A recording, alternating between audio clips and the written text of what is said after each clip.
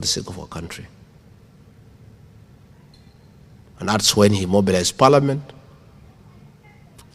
spent over 5 billion shillings to bribe members of Parliament and the Senate to get me out of office.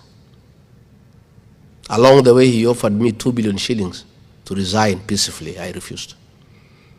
I said I'll stand for the truth and for the people of Kenya. And since I left office, that is what I have done. And I have, with other leaders, kept the government in check and stopped most of the excesses. Had I mellowed and chickened out the way I was being advised by people to lie low and come and hide here in America, the wanton killing of our children, the raping of the Kenyan economy would have been to unprecedented levels. I don't want to blow my own trumpet, but in my own small way, alongside other Kenyans, I have made some contribution to check William Ruto and government and slow them down.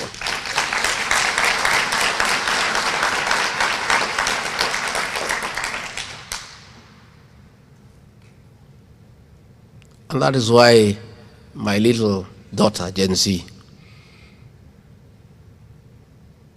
William Ruto is an expert in creating narratives. He is very good. And many people fall for it. I have fallen for it before. He created a narrative against Uhuru Kenyatta that he's a drunkard, and he convinced us Uhuru Kenyatta is a drunkard and is useless. And we all disobeyed Uhuru Kenyatta, embarrassed him, shamed him, because William Ruto convinced us that Uhuru Kenyatta is a drunkard, is a useless man.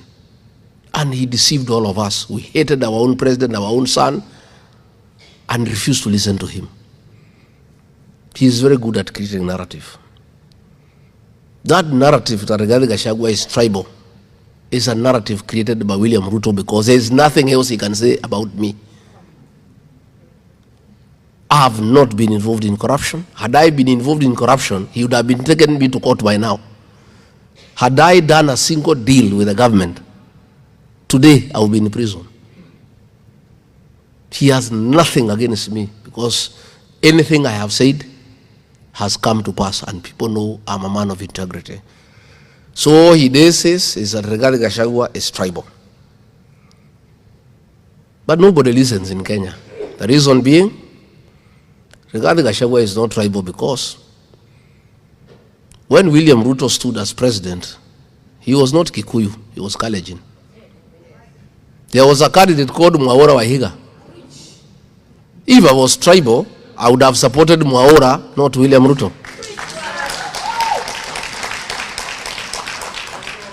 When things were working for him, he had such kind words about me when I was supporting him.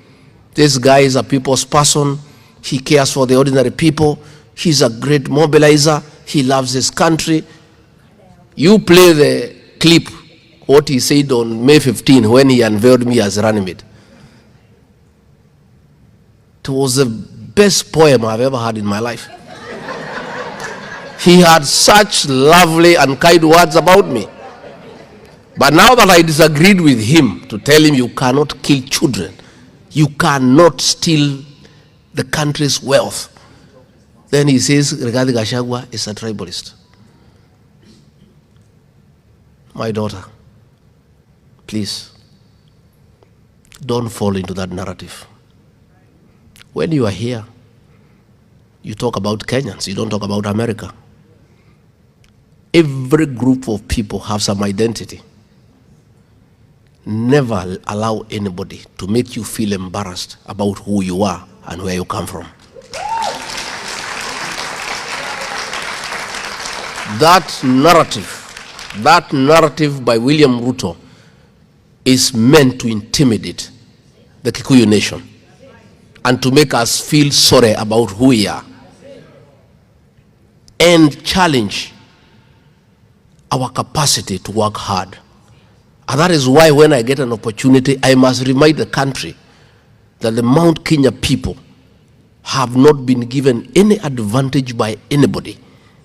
They are wealthy,